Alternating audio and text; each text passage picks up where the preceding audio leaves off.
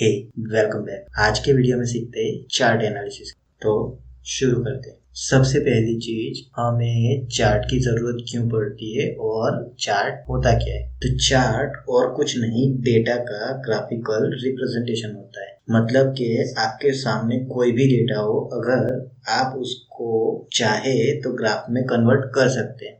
Graph में या chart में कन्वर्ट करने का सबसे बड़ा फायदा ये होता है कि इससे आपको बहुत सारी चीजें बहुत जल्दी समझ में आती है। फॉर एग्जांपल, इस डेटा को देखो, ये है निफ्टी इंडेक्स का डेटा और इसमें सबसे पहले डेट है, फिर है ओपन प्राइस, हाई प्राइस, लो प्राइस और क्लोज प्राइस। अब उसी चीज को, उसी डेटा को मैंने साइड में चार्ट के फॉर्म में भी दिखाया है। अब अगर मैं कहूँ कि किस दिन निफ्टी इंडेक्स ने सबसे ऊंची प्राइस पे ओपन किया था, तो आपको बहुत टाइम लगेगा ये बताने के लिए कि कौन से दिन निफ्टी ने सबसे ऊपर की प्राइस रजिस्टर की थी। लेकिन अगर मैं आपको चार्ट दिखा के कहूँ कि अब बताओ कि कौन से दिन निफ्टी ने सबसे ऊपर की प्राइस रजिस्टर की थी, तो आप मुझे 2 मिनट में बता सकते हो, एक्चुअली 2 सेकंड में बता सकते हो कि ये रेड वाली कैंडल है, ये रेड वाला पॉइंट है, अभी उस दिन निफ्टी ने सबसे ऊंची प्राइस रजिस्टर की थी। तो ये होता है सबसे पहला बेनिफिट चार्ट यूज करने का, इससे डेटा को काफी इजीली अंडरस्टैंड किया जा सकता है। और यही वजह है कि चार्ट एनालिसिस पूरी दुनिया में चलता है। एक्चुअली अगर आपको चार्ट एनालिसिस आ जाता है तो आप पूरी दुनिया में धूम मचा सकते हो। देखो, chart analysis, technical analysis, fundamental analysis, ये फाइनेंशियल मार्केट्स के वो कॉन्सेप्ट है जो पूरी दुनिया में वैलिड होते हैं। और अगर आपने ये सीख लिए तो आप पूरी दुनिया में धूम मचा सकते हो। देखिए, सबसे ज्यादा पैसा पूरी दुनिया में जिस इंडस्ट्रीज में, जिस सेक्टर में बनता है, उसमें से सबसे बड़ा सेक्टर अगर कोई है तो वो है फाइनेंशियल मार्केट्स। और पूरी दुनिया के फाइनेंशियल मार्केट्स एक जैसे ही चलते हैं।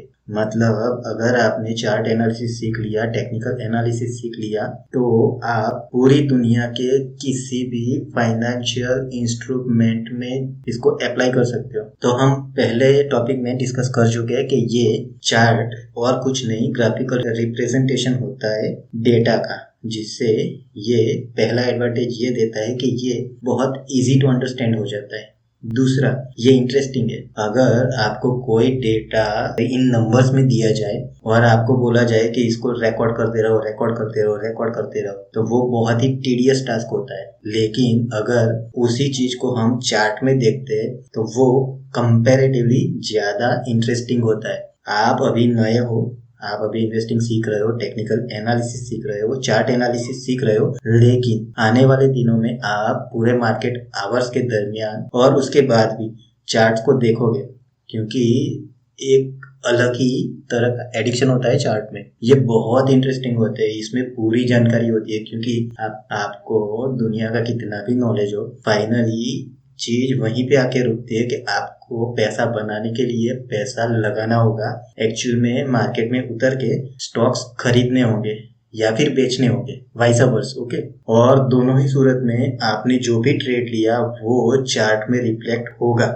और अगर आपको ये रिफ्लेक्शन देखना आ गया तो आप उसको सपोर्ट भी कर सकते हो और उसको काउंटर भी कर सकते हो। दोनों तरीके से पैसा बना सकते हो। और इससे अच्छा एनालिसिस टूल, इससे पावरफुल एनालिसिस टूल और कोई नहीं है पूरी दुनिया में। सबसे पहले चार्ट कुछ ऐसा होता है, इसमें जो हमने पहले स्कूल में सीखा था ना, ये यहाँ पे थोड़ा सा कम आएगा। ये है एक्स एक्सिस और ये है वाई एक्सिस। वाई एक्सिस पे यहाँ पे प्राइस है, यहाँ पे प्राइस देखो, यहाँ पे 17,500, 18,000, 18,500 like price. Okay, low to high price है। और यहाँ पे है टाइम, डे, फिर वीक, फिर मंथ, फिर ईयर, ऐसे यहाँ पे टाइमलाइन होती है। चार्ट को देखने का एक तरीका होता है, चार्ट को हमेशा लेफ्ट टू राइट देखना चाहिए। अगर आपको कुछ भी चीज चार्ट में ढूंढनी है तो उसको लेफ्ट टू राइट रीड करना सीखो, इससे आप कितना भी पीछे जा सकते। अब चार्ट के